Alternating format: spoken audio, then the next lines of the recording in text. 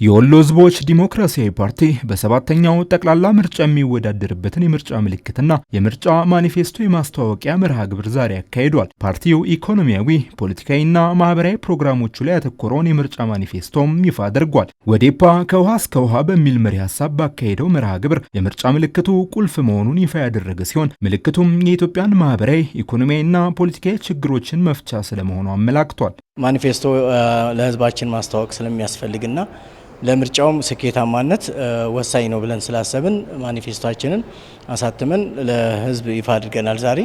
በመቀጠልም የእጩዎቻችን አዲስ አበባ ላይ ያሉን እጩዎቻችን እነሱን ለማስተዋወቅ ነው ፕሮግራም ያደረግነው። ፓርቲው ሰባተኛው ጠቅላላ ምርጫ ሰላማዊ፣ ፍትሐዊና ዲሞክራሲያዊ እንዲሁም በህዝብ ዘንድ አመኔታ ያለው እንዲሆን እሰራለሁ ነው ያለው። ዜጎች በምርጫው ላይ በንቃት እንዲሳተፉም ጠይቋል። እኔ አልመረጥኩም ብሎ በኋላ ከመጸጸት ዛሬውኑ ምርጫ ካርዱ ወስደው ይበጀኛል የሚለውን ፓርቲ ሁሉም በይፋ ማኒፌስቶን ፕሮግራሙን ያስተዋወቀ ስለሆነ ይህም ማኒፌስቶን በማዳመጥ ይበጀኛል የሚለውን ፓርቲ ለመምረጥ እንዲዘጋጅ ከሰባት ክልሎች ላይ ዛሬ በይፋ የቅስቀሳ ስርዓት ጀምረናል። በህዝብ ዘንድ ደግሞ ተቀባይነት እንዲኖረው ማለት እኛ ብንሸነፍም ብናሸንፍም አሚን ብሎ የመቀበል ባህልን በኢትዮጵያ እንዲለመድ የማድረግ ስራ እየሰራን ስለምን እሱንም ስለምናምን ነው ሰላማዊ፣ ፍትሐዊና ዲሞክራሲያዊ ይሆናል ብለን በሙሉ ተስፋ እየተንቀሳቀስን ያለው። ከዚህ ጋር ተያይዞ የብሔራዊ ምርጫ ቦርድ እያከናወናቸው ያሉ ተግባራቶች ወደዛ የሚገፉም ስለሆኑ ያንን የሚያረጋግጡም ስለሆነ እሱን በማመን ጭምር እኛም እዚህ ላይ እየሰራን ያለን። ቀይ ባህር ቀድሞ የኢትዮጵያ አካል መሆኑን አምናለሁ ያለው የወሎ ህዝቦች ዲሞክራሲያዊ ፓርቲ በህዳሴ ግድብ የተገኘውን ድል በቀይ ባህር መድገም ውጥኑ ነው።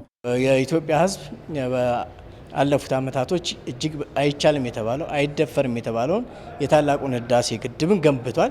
ዛሬ ደግሞ የቀይ ባህርን የማስመለስ እንቅስቃሴ በከፍተኛ ደረጃ እንቅስቃሴ ተጀምሯል። ስለዚህ ባለቤት ነን ለማለትም ጭምር ነው።